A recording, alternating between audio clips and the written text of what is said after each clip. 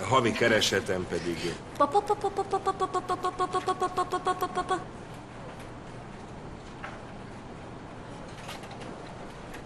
Tehát a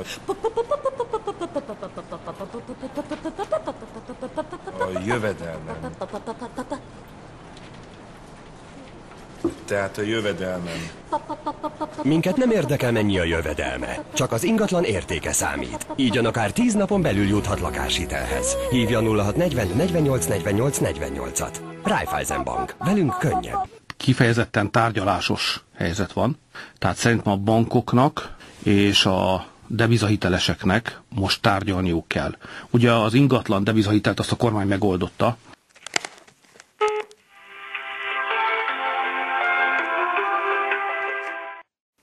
Tájékoztatjuk, hogy munkatársunkkal történő beszélgetését rögzítjük.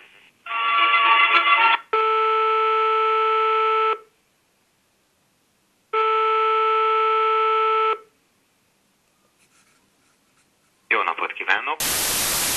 Miben tudok önnek segíteni? Jó napot kívánok! Egy meglévő lakáshitellel kapcsolatban szeretnék érdeklődni. Hát, hogy ezzel kapcsolatban segíteni tudjak, önnek azonosításra van szükség, ez a hitelszámlaszámát lehetkezes megadni. Jó, rögtön. Azt mondja, hogy... Köszönöm, még a további adatok a rendelkezésemre állnak. Türelmét kérem.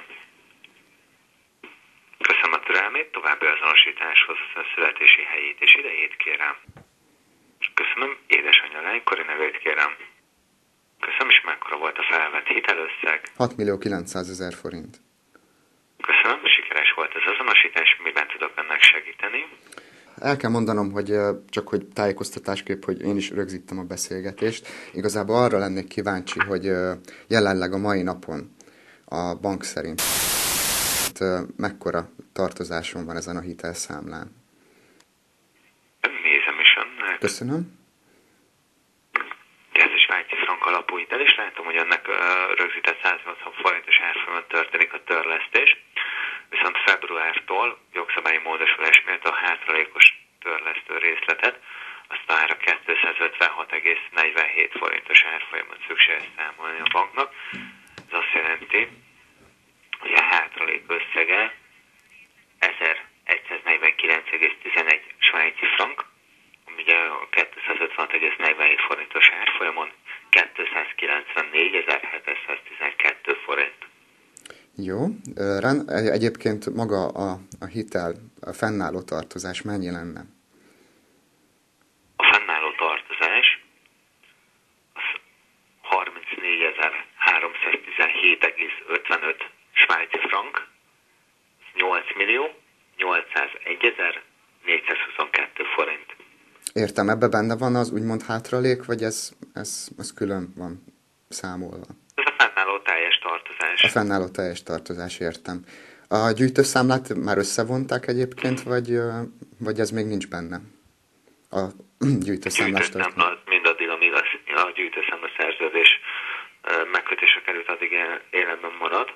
És ugye az elszámolásnál, a forintosításnál, illetve az elszámolásnál ugye ha jóváírásra kerül összeg, az elsődlegesen a hátralék összegét fogja csökkenteni, utána pedig a gyűjtőszámla összegét, illetve ha még marad a jóváírt összegből, akkor pedig a fennálló tartozást fogja csökkenteni, tehát a tőke tartozást. Igen. Ugye a gyűjtőszámla az egészen lejáratig marad, ugye addig nem kerül már rá összeg, viszont ugye a törlesztés az eredeti szerződés lejárt, akkor fog megkezdeni, tehát az eredeti gyűjtőszámla szerződés lejárt akkor. Értem.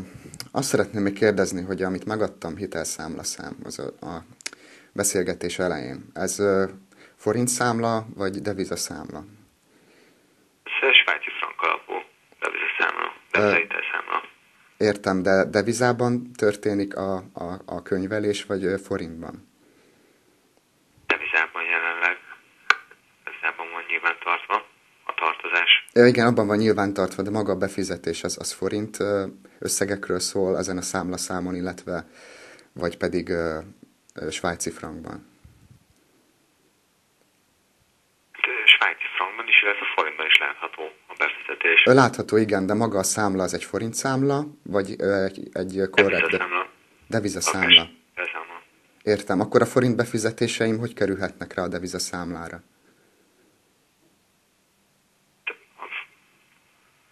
a törlesztés az a lakossági folyószámláról történik, és itt a hitelszámlán kerül ugye átváltásra. Átváltásra. Január 1-től, ugye amikor rögzített árfolyamon történik a törlesztés, akkor 180 forinton, egyéb esetben pedig ugye 256,47 forintos, vagy hátralékos tartozás februártól, a hátralékos tartozás pedig 256,47 forintos árfolyamon kerül átszámításra. Átszámítás vagy átváltás? Átváltás. Átváltás, értem. Ezt én mind értem, csak ugye nem igazából nem tudtam választ rá, hogyha létezik egy devizaszámla, ez a 9 stb. Számlaszám, ez egy deviza, ez egy korrekt devizaszámla, tehát egy svájci frank devizaszámla, akkor a forint befizetéseim gyakorlatilag hova tűnnek el? De átváltásra kerül a forint összeg svájci frankra. És erről bizonylatot mindig, tehát visszamenőleg tudok kérni, hogy mikor, hogy váltották át? Igen, egy hiteltörténet igazolásban ez szerepel. Ha igazából deviza átváltásról egy számlabizonylatot, tehát nem hiteltörténeti igazolás kellene nekem, hanem egy bizonylat, hogy mikor, mit váltottak át, milyen hónapban, hogy ezt ilyet lehet esetleg kérni. Tehát a konkrét A átváltás. hiteltörténeti igazolásban szerepel, hogy mikor milyen törlesztés történt, az milyen árfolyamon került elszámolásra. Értem, jó. Még egy utolsó kérdés lenne, hogy ugye az elszámolási törvény lehetőséget biztosít arra, hogyha valaki megfelelő feltételekkel rendelkezik, akkor dönthet arról, hogy marad-e ennél úgymond a régi hitelnél, illetve nem felel meg a feltételeknek, akkor hát ugye a törvény értelmében forintosítják a tartozását. Igazából arra lennék kíváncsi, hogy el tudjam dönteni, hogy melyikbe kívánok maradni, hogy ha a devizában szeretnék maradni, akkor nekem a futamidő végéig, ugye, ami 2025-ben járna le, akkor ez esetben mennyi lenne a tartozásom, illetve mennyi lenne a havi törlesztő részlet. Ugye ez az elszámolásból fog majd kiderülni, ugye jelenleg a fennálló tartozás az 34.317,55 svájci frank, és a havi törlesztő részlet pedig 386,38. Ugye most jelenleg svájci frank. Igen. Tehát ha én törlesztem folyamatosan ezzel a megadott, most ön által megadott törlesztő részlettel, devizában viszem a devizát, tehát viszem a svájci frankot, akkor az a törlesztő részlet ez el fog tűnni, illetve, bocsánat, a tartozásom el fog tűnni a futamidő végéig, tehát 2025-ig. Igen. Értem. Jó, rendben, nagyon